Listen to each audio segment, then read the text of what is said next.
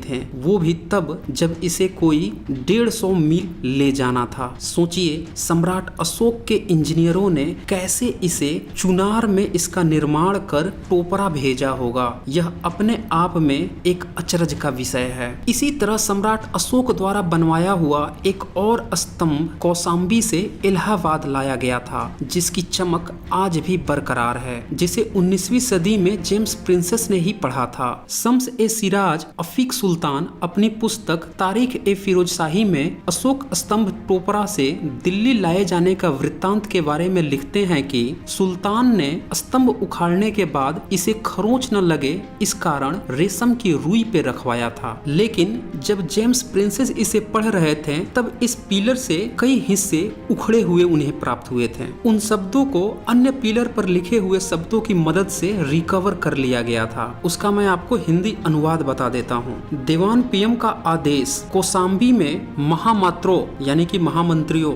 जो कोई भी संघ को विभाजित करता है जो अब एकजुट है उसे संघ में प्रवेश नहीं दिया जाना है। जो कोई भी चाहे वह भिक्षु हो या फिर नन, संघ को विभाजित करने के लिए सफेद कपड़े पहनने और मठ में रहने के अलावा कहीं और निवास करना है। अर्थात ये वैसे लोगों यानी कि 5th कॉलमनिस्ट अर्थात पंचमांगियों की बात कर रहे हैं। पंचमांगी वो होते हैं जो किसी दूसरे के संघ में घुस जाते हैं, फिर वहां अपना वर्चस्व बनाते हैं और फिर उसे तोड़कर उस पे अपना कब्जा कर लेते हैं। इन्हीं लोगों को चेतावनी देने के लिए उनने स्तंभ पे लिखवाया था और यह भी लिखा था कि ऐसे लोगों को पनिशमेंट के तौर पे संघ से निकाला तो जाए ही, साथ में सफेद कपड़े भी पहन कर रखना है। कालांतर में जब ब्राह्मणवाद का विकास हुआ तो उसने जो विधवा औरतें थीं उन्हें सफेद कपड़े पनिशमेंट के तौर पर पहनाने लगे। समय बीतता रहा, इतिहास गोते खाने लगा। जिस संघ को तोड़ने की बात, उसे दंडित करने की आदेश सम्राट अशोक ने